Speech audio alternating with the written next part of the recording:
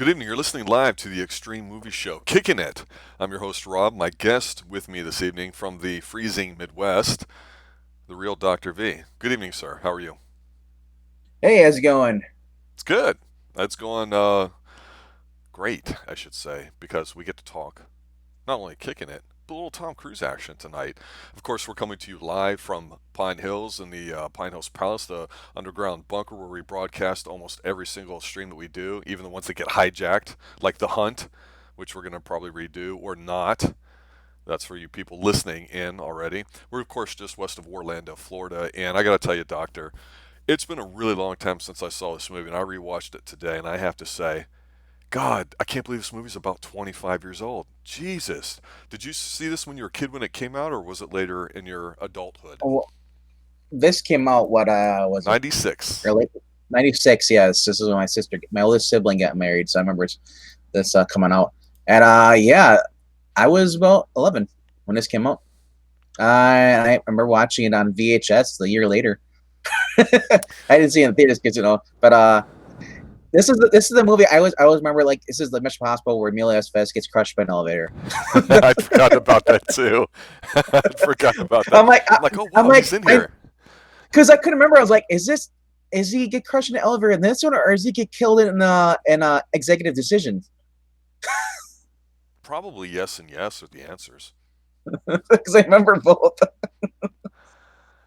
Yeah, so Mission Impossible, I learned a new thing today about it because I never knew what the IMF team meant. Of course, IMF, economically speaking, stands for International Monetary Fund for those nerds out there, and I can respect that, and I do, as a matter of fact. And here it stands for Impossible Missions Force, which makes sense. So starting off, the things I'll say about the film is one, it's a Brian De Palma film. That means it's going to be sexy. It's going to be shot kind of interestingly. There's going to be a lot of stylistic flavors in here. You get Rhames with earrings and turtlenecks. You get Emilio Estevez before, of course, being crushed by the elevator wearing earrings. And I forgot, the 90s was the decade guys were allowed to wear long hair, Because not shave, and of course have smooth skin without shaving, and wear earrings, and they were considered manly, which I still don't understand to this day, but more power to you. This is a stylish film. I have to give it credit for that. The music's pretty nice too. when I look at this movie, I remember, like, I'm like, yeah, that's the one where he's playing the center. He almost looks like a freaking Ross Perot almost in this mask. Yes, Tom Cruise. yes. I was like, with this purpose, it looks like Ross Perot. But yeah, this whole entire thing of Jon Voight, man, is like, this is back. Jon Voight was actually still young enough to do stuff. I mean, he appeared in National Treasure, like, in the late 2000 or early 2003 or 2004 and stuff. But you haven't really heard much from him lately anymore. I think he's retired from acting, but still, great performance by him. Uh, Emilio Estevez, man, I miss seeing him in movies. Apparently he's coming back. They're gonna do a Mighty Ducks thing, TV series. I'm not sure if he's coming back for it, but I mean, I really hope he loses the weight, man, because he got a little bit pudgy. But anyway, back to this though.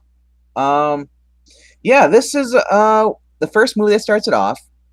When I watched this movie, I never watched the TV series, or even knew the TV series was even a thing. Did you know, actually, let's talk So about that for a moment. Yeah, the show obviously in the 60s has one Peter Graves from the University of Minnesota. And if you know who Peter Graves is from the University of Minnesota, then you would appreciate growing up in the 80s. Things from the 60s kind of had a little bit of a resurgence in the 80s. TV shows and a few remakes. And of course, one of them was Peter Graves from the University of Minnesota, actually I think it lasted maybe one or two seasons, maybe two or three.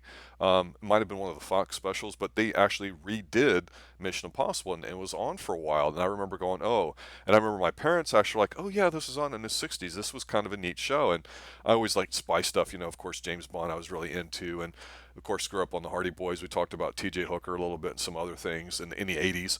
But yeah, this is a perfect time for it. So it's amazing to me that this has legs. And to your point, even here, there's such a long layoff, almost 10 years, let's say 5 to 10, before they make a movie out of it.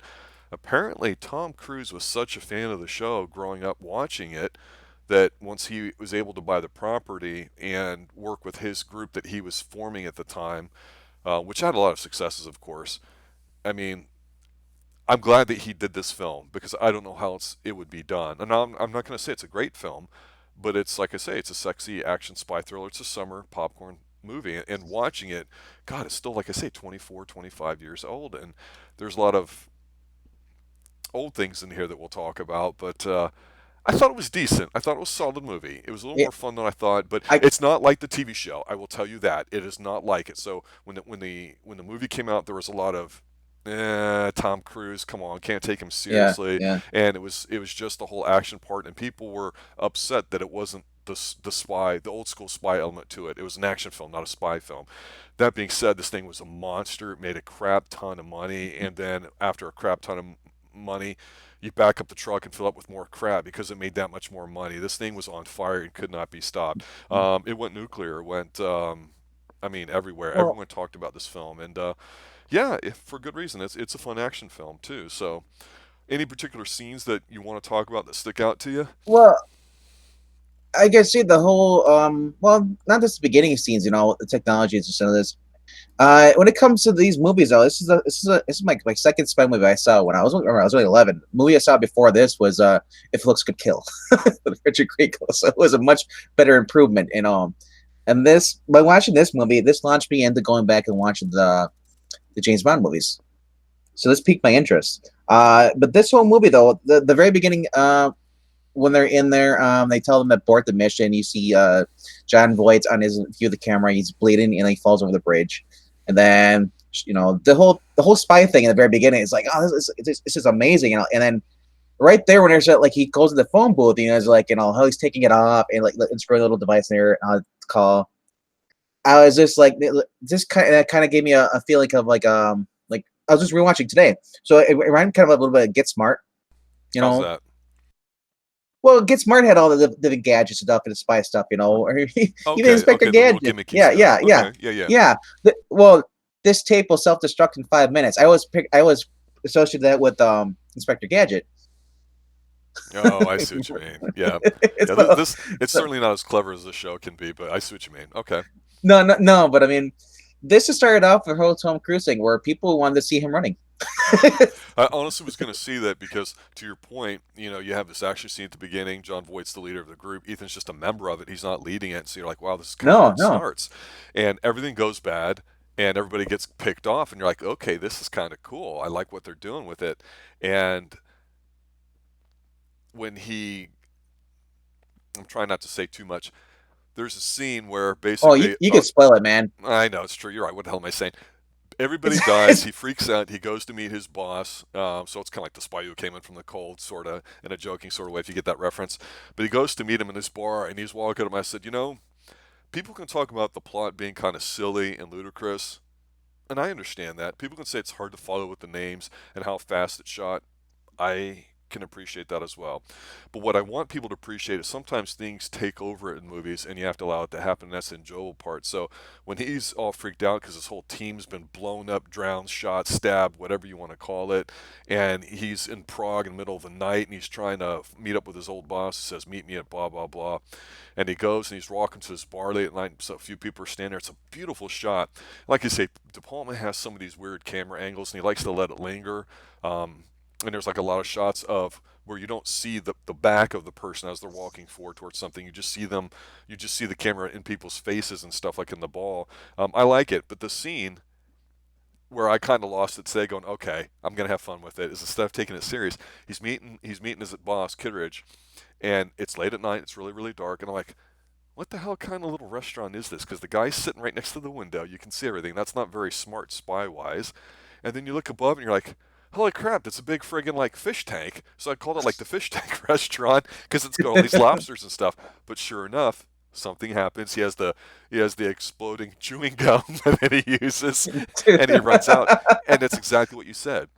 And Brian De Palma, who directed it, wanted Tom to try to do this stunt because there's a lot of issues with the scripts and a lot of rewrites and everything. But this is to your point, where Tom Cruise ran out from it, did a lot of his own stunts in here, and not that he wasn't always not against doing his own No, stunts, yeah. but to your point, this is when it kind of started. He runs away from the fish tank restaurant, kind of exploding and breaking down with all this water and fish coming out on the road, and he just running away. And I'm like, damn it, that's him. I got one or two stills in here of that, but you're absolutely right. This is the template for basically every movie except the movies I think get better. So yeah, it's pretty good too, and it's got Vin Rhames in there. It's got a bunch of twists and turns. It even has the masks, which I think got used better in later films. But yeah, I like that. So yes, to interrupt you for a very long moment there, this is the point where they made him run. What else? No, like I said, this is the key thing I've always looked at when it comes to action movies. Even with the Bourne Legacy, I think the Bourne movies wouldn't have happened if it wouldn't came from these movies. These are basically people love seeing the great chases where people are running through and stuff. You know, car chases stuff, bullets. Another example of a great car chase, you know, and stuff. You know, but now you're seeing it on foot now.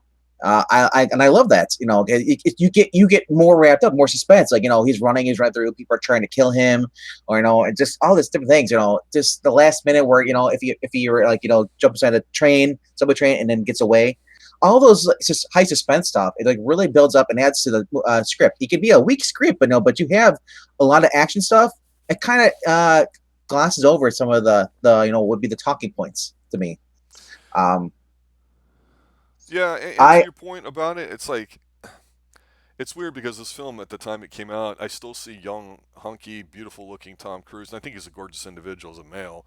I think there's no doubting that he is a beautiful person, physically speaking, and people will crap on his acting and stuff, but it's weird because this film I see that young Tom Cruise that had been around for almost 20 years, actually, but then I almost see the mature side of him too, basically when he's not smiling and everything. I think it's kind of interesting seeing that in this film because of what he goes through, especially with Jon Voight, his presence as a almost like a father figure, the guy leading everything. Yeah, looking at what friend John. He said Maji sequences one dumb or riveting. Ronin with De Niro had some of the all-time greatest, along with later Mission Possible films, of course, which I agree. It said it adds a whole suspense of this, a whole thing. It amps you up, the adrenaline, you know, rush. Um, you know, as you'll see later on, in on tonight's 2006 top 10 movies. One of my movies in there is it is most stupidest plot ever, but I love when you do the action. I love destruction. I love mayhem and all stuff. I'm a junkie when it comes to that. You know. Well, and Uh, to me, when you have actions, an action sequence, I like action too, big time. That's why we do this show. Kicking It's our most popular one. But what I like about this film here with the Mission Impossibles, even though they've put it on steroids in the last couple films and they've done it well, but what I like about in this one is it's not 100% action. You get a little bit of spy stuff. You get a little bit of you know, chasing, you know, like say on Feed or later on in other movies, other types of chasing. And here you get the helicopter scene at the end, which is ludicrous and kind of fun, although it hasn't aged well with CGI. But you also get and if you don't really care about the plot, you get what I call a bunch of scenes where they lay it out for you and they build up to it. And so, of course, they're trying to find a list. You know, the team gets uh, there's some subterfuge with that. They basically get set up so he's on his own. His boss is trying to reel him in. He barely escapes, but he's trying to find the real person named Job. And then there's him actually trying to go on the internet. And you know, I almost had my Indian tear drip out because I was like, oh my God, one of the first graphical browsers of all time, Netscape, shows up and yeah, prominently in and this that gives movie. zero. And with that, I'm like, I remember that. And the huge, bulky Well, laptops that people could just barely fit into when your leather-bound briefcase, like I've got still. I mean, my God. No, but dude, Brian De Palma builds these scenes up, and then they do something creative with it, and then there's that little resolution where it kind of comes down, and you get the plot, and that's what I really like about these films.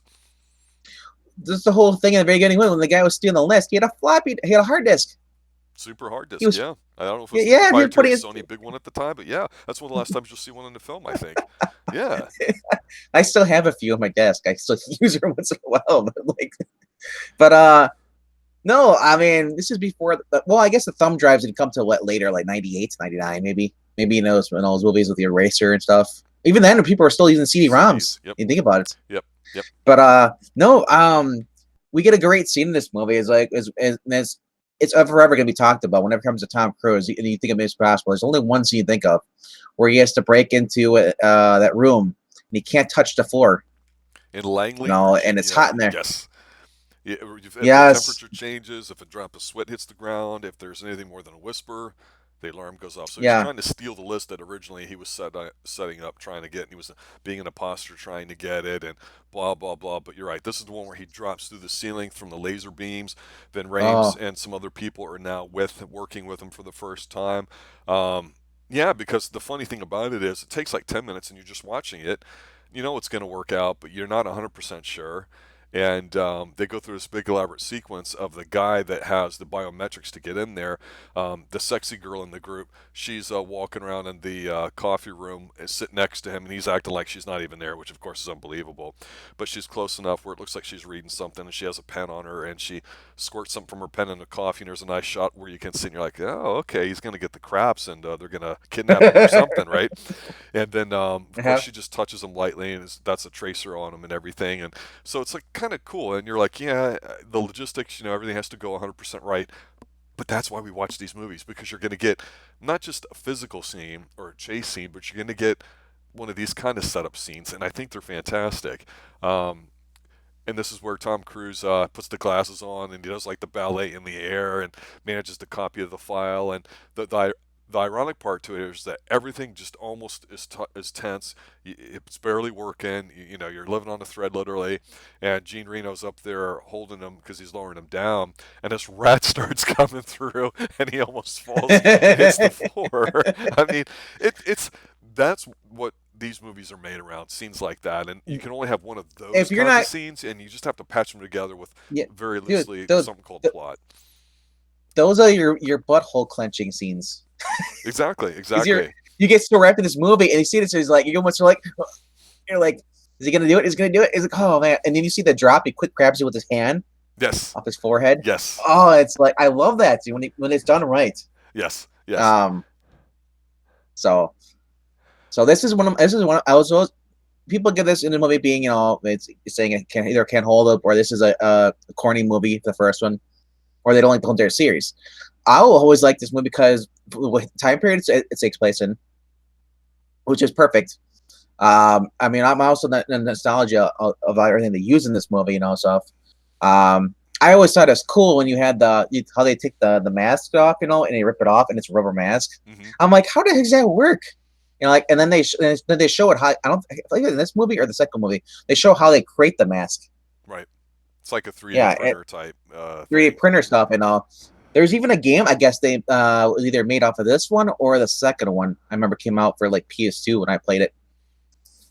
It was a fun game, and you get to create the mask and all stuff. You get one time use. But yeah, and I was yeah, I I love spy thriller stuff. Uh, it's not like James Bond goes in there. He's like he just blows away like 50 or 40 guys, and then he goes to the next room. Yeah, I mean, Tomorrow Never Dies as much I like it though, but that scene with the printing room. no, just no. Stop, stop. Well, the thing to me I what's different about it, because everyone's going to compare it to like Jason Bourne and James Bond is, first of all, Bourne and Bond are individuals, and some people will say that, especially in the past 10 films or whatever it's been, that Jason Bourne is the smart James Bond. And while we like Pierce Brosnan, I can't say that I like the films he's been in except for maybe one. And same thing with Daniel Craig. And I know when we talked about No Time to Die, hey, what do we expect and what's going to happen, and we'll review that as soon as it comes out here in April. But for Tom Cruise in this movie, I don't think they tried to hit a home run. I thought they just tried to go, we know what we're doing, we're pretty good at it, and we'll polish it. And it's like the old story where everyone tries to in a writing class write the best play, and there's of course three acts of play typically speaking. Everybody's got a great first act, but don't know the second or third. And if you just get something working, something functional, and then you go in there and you can polish it up and say, okay, well we learned this from that, and this might be better. And plus Tom Cruise is setting up his production team, and they started to, I think, do a great job of identifying IP like Mission Impossible and other things that he would go on to do later that really allowed him to grow as somebody who's producing movies and not just being an actor or an action star or whatever you want to call Tom Cruise. I don't know how far along in his Scientology journey he was in. He'd been in for a while, but it wasn't as hardcore until the early 2000s that we would hear about it. But his group, the people that he's with, and his cast is fantastic. He did I think a great fan service to it. Even though a lot of original people who liked the first Mission Impossible show go, this isn't really in the spirit of it. I can understand that if, like you said, you hadn't seen the original show and didn't know that. may not matter to you. And I know we kind of say the same things Yeah. today about certain things, but yeah, even up to the very end when it turns out a couple members of his old team, basically Jon Voight lived, and there's this cute nerdy stuff in there where he remembers references to his boss staying at the Drake Hotel in Chicago, and he's looking because the person's name is meeting Max, and there's a quote from Job that he was emailing over the internet and chat rooms, and he picks up the Bible about 2/3 way through the movie, and it says, from the Drake Hotel, and then he realizes, okay, and then when he's talking to Jon Voight a little later in the movie, and Jon Voight's explaining to him how he escaped, Tom Cruise is like, oh my God, really? But he doesn't believe him, and he's having these flashbacks of how it could have happened where he was set up, and you're like, oh, I get it. And this is where the Jon Voight rule started about if Jon Voight's in it, he's going to be the bad guy. I mean, this is before Anaconda and other films afterwards, but of course that's what happens. And then it devolves into a helicopter chasing a train and then getting caught in a tunnel, and literally Tom Cruise just kind of laying on the end of the train, almost having the helicopter blade slice his throat off. But yeah, cute film, decent action. They do get better. I was not a big fan of the second one. I liked the third one a little bit, but then by the fourth one, they really, really took off. And at John's Comics with I Kids and oh channel said that, and I agree with him totally. And I think that's the template. And I appreciate that no matter how good or how bad you think this film is, and I think it's still a very good film. It's definitely a good action film. The thing about this that makes it watchable today is that he's done nothing but improve upon it, and he's done that with different writers. He's done it with different actors, and I know he's had a core group for a couple movies, but even here, most of them are different. To your point, mhm. where can you see Emilio Estevez get gored by an elevator? I mean, he went up and the spike went through his head. He went up, Spike went down. Emilio, cash the check, please. And I think he did die in an executive decision. I think about it. He was shot and when he was in the cabin compartment. Yeah, you may be right on that. I know Emilio's not done too much, past 10, 15 years or so, but I But thought this film he still looked good. Yeah. no, but yeah. So I always enjoy this movie more than all the other Mission Impossible movies. Um, just alone the fact, yeah, you said this is a spy movie, so this is also if you never, especially if you've never seen this movie, you don't know who the bad guy is. Yeah. And this is where the good guy is framed, as the bad guy, but he's not the bad guy, so he has to try and find the bad guy. Um, I can't. Well, offhand, I can't personally think of any a lot of movies that are like that. I know there's a few, but yeah. I mean, Well, one of the concepts that comes up when we talk about things that we say, hey, why are we attracted to this besides action or intrigue or the sexiness of it? Um, and it's a film. Eye candy can be important and useful. I think what you said though captures a lot in that we don't know who the bad guy is, and you can guess. And of course, you've seen 50 million movies, you'll know when you rewatch it. But the thing is, we talked about 70s TV and 60s, like The Fugitive, and we talked about like The Incredible Hulk in the 70s, Invaders, if you go back that far. We talked mhm, about Where Eagles Dare, not knowing who the bad guy was on the team. And what we liked, especially with Richard Burton and Where Eagles Dare, is that he's a competent individual and he's willing to do what it takes to get the job done. And he's got that singular mind to focus, and he's not being a bum or cute about it. He's like, no, we got to do this job serious. And that's one thing about Tom Cruise that I think we like about this film is that, like I had mentioned before, we see a little bit of that young Tom Cruise in him, kind of goofing and smiling, but we see mhm. him kind of mature a little bit. But I think no matter what, if we can get behind the character and say, I would like to be him in that role, or I would like to think that I could be a functional spy agent and I want to live through that and I don't know who to trust, that draws you into a film. And I think for males, let's say in particular, the neat idea is that it could happen. If I trained right and I became a spy, maybe something like this could happen to me. And so it is kind of like a fantasy in a way. But I had said something earlier about James Bond and being an individual.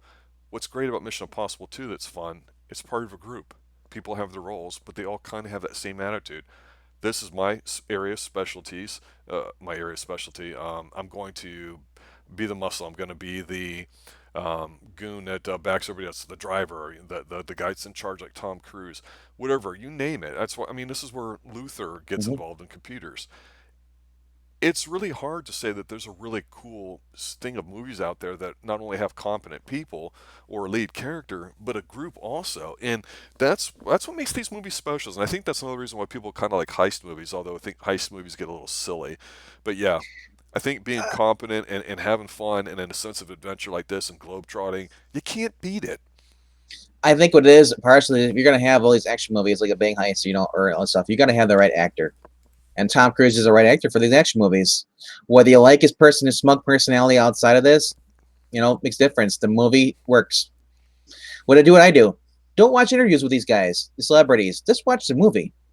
I could care less what Brie Larson has to say. I'll judge it. I'll judge her based on how her acting is, not by what she says about me or anybody else off camera. Because I don't know. Because it's me. It's like when you watch interviews with these people, it's no different than watching like Access Hollywood or Right. channel. I don't care for gossip and all stuff or what they say or not. Who cares if they? I care less if they hate Trump, love Trump, whatever. It's the movie, dude. If the movie's great, the movie's great. You can't. Well, I don't like watching these movies because so and so is this. It's like, why does it matter what he is out there? You base a movie how much you like or hate it on the merit of like basically if the movie is great, did it move you? Is it believable? Or even if it's not believable, is something you got wrapped up into it? Can you lose yourself into this movie watching it, or is it something like, well, I'm gonna watch it, but then I'm just gonna go on my phone? That's what I look at it. If it's a good movie or not. Because I've seen stuff where I get bored and I start looking at my phone because I just don't care. It's just either slow pace or it's just horrible acting. You know. Well, I'm not a big Star Wars fan, as we all seem to know on this channel, so that's not a knock, and I know a lot of people are. Same thing with a lot of the CGI fest movies there today. I can't stand them. Big fan of the original book, Call of the Wild. I've seen a few different versions over the years.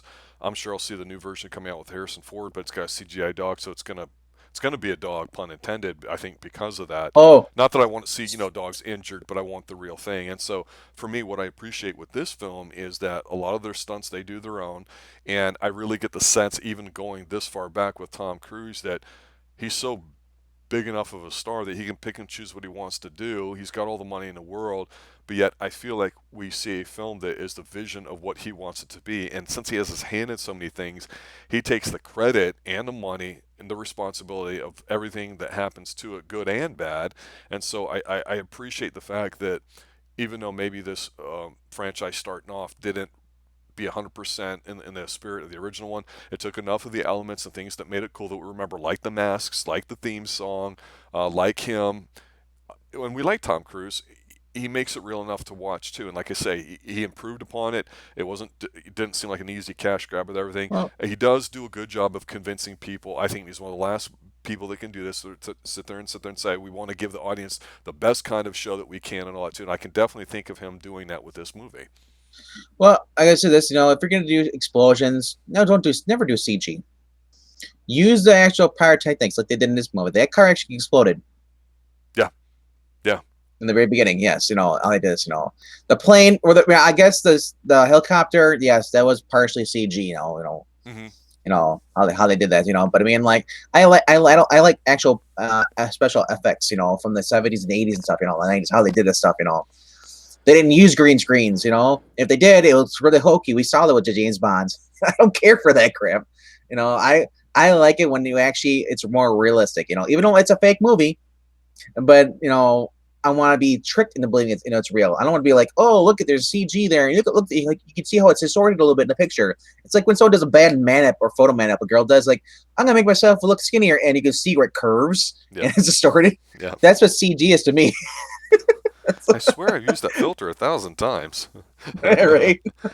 There should be a Tom Cruise app where everybody can take your picture and you turn into like Tom Cruise or whatever actor that's out there. Like if you're blonde, a bunch of blonde actors and takes your bone structure and all that. I mean, I'm sure it's out there, but I just don't know if Yeah, it yeah, is. yeah. Well, let me ask you this as we wrap things up here. When you rewatched this film, and I know it'd been a long time since you had seen it originally, did anything appear different to you, or did something not seem as good, or what really popped out, or did it seem like it was the old movie and it just been a long time since you'd seen it? How clear did your memory hold up? Like, well, to this, I remembered Jon Voight's character pretty much. A lot of movies are one and done to me because I go back and I watch it. I remember exactly what happened. I'm like, okay, it's not exciting to me. Is where the first time where the known feeling, okay, what's going to happen? Because I don't watch trailers. Right. That's one of the reasons I never watch trailers. I don't even want to see even a glimpse of what parts. I want to experience it the first time. I want to have a right to be royally upset, not the where I saw a trailer. Well, maybe it looked good, and then like, oh, they bombed. No, I want. Yeah. Yeah, I want the full exposure, man. I want going blind to movies and stuff. So when this movie here, what always makes me pop is, like I said, like, is Tom Cruise. He does put his effort into these movies. The whole, like I said, the whole scene with the room man, where he's in there going through, and the guy's holding onto the rope, trying to steady him. Just the scenes where Tom Cruise is running on the bridge and stuff.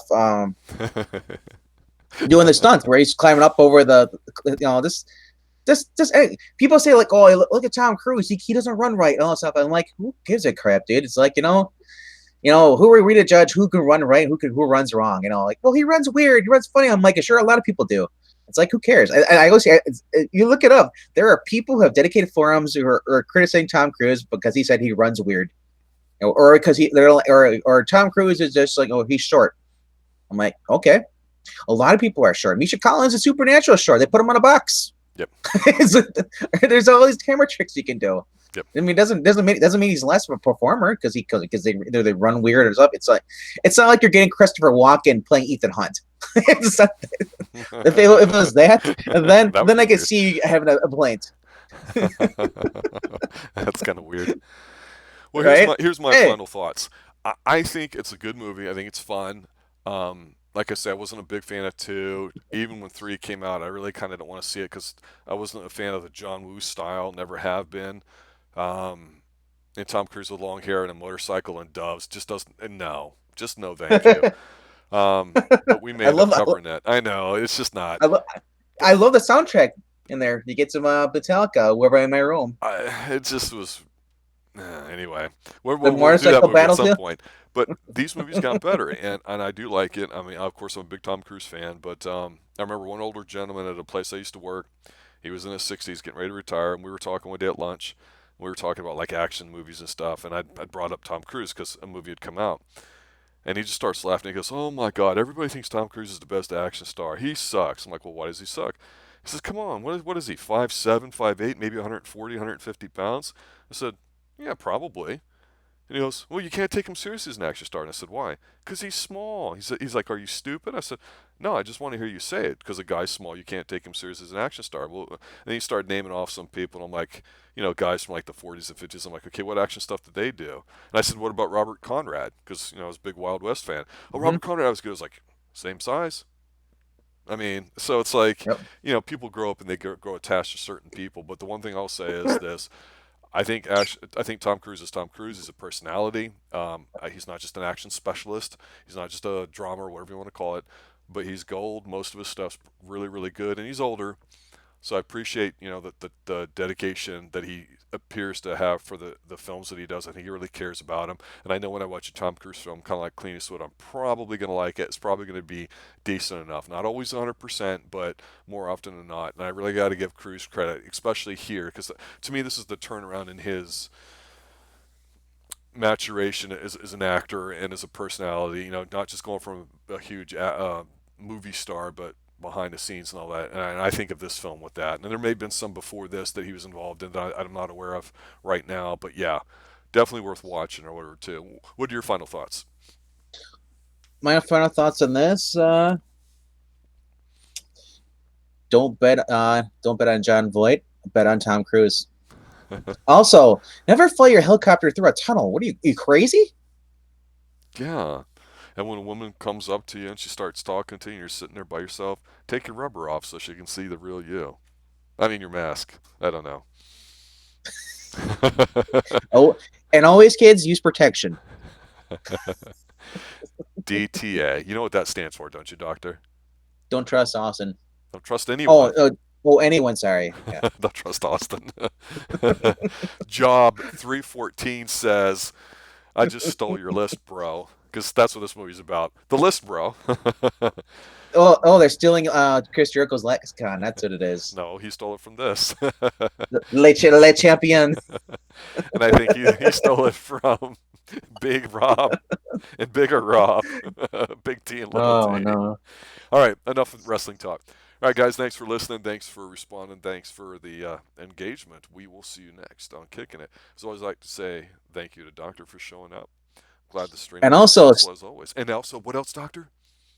stay tuned because shortly we'll be doing the top 10 movies of 2006. Yes. So bring your own list and follow along, man, and we'll have a good time. 9 p.m. I'm sorry, 8 p.m. Eastern time. Well, Sharp. Huh? yes. 8. Huh? With or without Engeltine. That is correct, sir. Yeah, I know you're listening, bro. We'll be there. All right, guys. Have a good night. Stay stream. Later.